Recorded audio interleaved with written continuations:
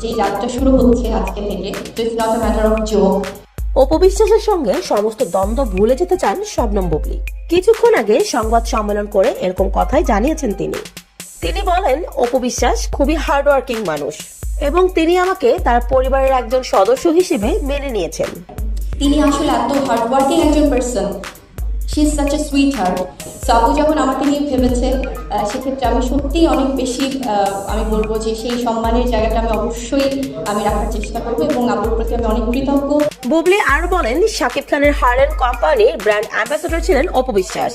সেখানে আমাকেও নতুন করে ব্র্যান্ড অ্যাম্বাসেডর হিসেবে যুক্ত করেছেন অপু বিশ্বাস দিদি। যে যাত্রা শুরু হচ্ছে আজকে থেকে, অ্যাজ আ ব্র্যান্ড অ্যাম্বাসেডর আমাকে তারা যুক্ত করছেন। আমি সত্যি অনেক আনন্দিত এবং সম্মানিত। আবারও বলছি, শবনম বুবলী আরো বলেন, অপু বিশ্বাস দিদির সঙ্গে ঈদে অনেক ধামাকাদার ফটোশুট এবং বিজ্ঞাপন আসছেন এবং ঈদ উপলক্ষে আমাদের যে খুশি অনেক অনেক ধামাকা অফার আছে, সেগুলো নিয়ে অবশ্যই আমরা আসবো। একের পর এক আমাদের বিজ্ঞাপন হবে, অনেক অনেক আসলে আমাদের ইভেন্টস আছে।